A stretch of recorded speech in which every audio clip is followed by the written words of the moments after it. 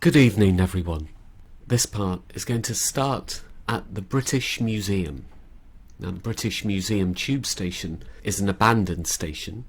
It closed on the 25th of September 1933. It was said to be haunted by the spirit of a long-dead Egyptian princess whose mummified remains are in the nearby British Museum itself. A national newspaper once offered a reward to anyone who would dare to spend a night in the station on their own, but no one at the time took up the challenge.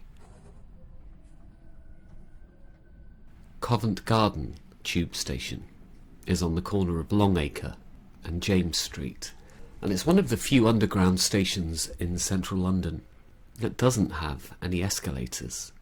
So you can either get to the platforms by stairs, that's 190 plus steps, or lift, and it's on the Piccadilly line between Leicester Square and Holborn. And the station is said to be haunted by the ghost of an old English actor by the name of William Terrace. He was born on the 20th of February 1847, William Charles James Lewin. Took to the stage in 1867 under the name of William Terrace, quite quickly established himself as an extremely popular actor in Victorian London, had a great variety of swashbuckling and heroic roles. He was a bit of an action man. He was given the nickname Breezy Bill. On the 16th of December 1897, as he was entering the Adelphi Theatre on the Strand to prepare for that night's performance. The play was called Secret Service. He was stabbed to death by a deranged and disgruntled actor that he had befriended and helped out by the name of Richard Arthur Prince. And as he lay dying in the arms of his leading lady, he apparently whispered, "I'll be back." An employee of the London Underground saw his ghost in the station in 1955, and he later on identified him from a photograph that was taken in the actor's heyday, described him as very tall and distinguished looking, wearing an old-fashioned grey suit with a funny looking old-style collar and light-coloured gloves. It's interesting that people say that they see William Terrace at Covent Garden Station. When he died, the station wasn't there, but apparently there was a bakery on the site, which he frequented quite a lot. In addition to haunting Covent Garden Station, which stands quite proudly right in the centre of probably the busiest part of the West End, Breezy Bill is also said to haunt the Lyceum Theatre, which is just off the Strand, where staff, again in the 1950s, witnessed a very similar apparition to the one seen at Covent Garden Station. They gave their ghost a name. They came to call him Charlie. And the last reported sighting of William Terrace at Covent Garden Station was in 1972, although many members of staff have, in the years following, reported hearing strange noises and phantom footsteps on the platform when no one was there. Elephant and Castle tube station. Now that station's on the Bank branch between Kennington and Borough, and it's the southernmost station on the Bakerloo line. And of course, it's said to be haunted. Maintenance and cleaning staff working in the station late at night have reported hearing the sound of someone running along the deserted platform. This phantom runner has been heard on numerous occasions, but has never been seen.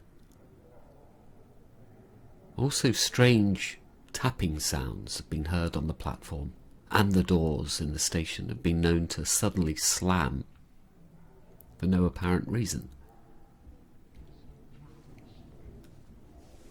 And a ghost that has been seen by staff and commuters alike is that of a young woman who has been seen boarding a train at the station, only to disappear completely once the train starts to pull out of the station.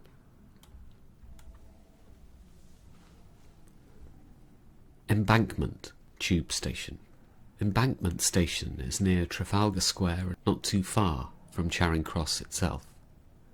It's one of the network's busiest interchange stations, and it serves the Bakerloo, Circle, District and Northern Line. Over the years, many of the station's staff and the contractors have reported strange feelings and unusual experiences in one of the disused tunnels that run under the River Thames. The tunnel is known as Page's Walk. Witnesses claim to have heard and seen doors in the tunnel opening and then slamming shut without any human assistance, without any wind, and the feeling that they have been watched by unseen eyes. They've also reported the presence of cold spots in the station at night, and that the atmosphere inside the tunnel sometimes feels very menacing, very oppressive. It seems that whoever haunts Page's Walk has no real desire to share that tunnel with the living.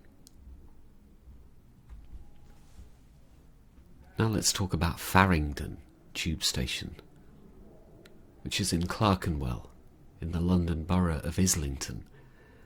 It's said to be haunted by the ghost of a 13-year-old girl named Anne, or Annie Naylor, an apprentice hat maker.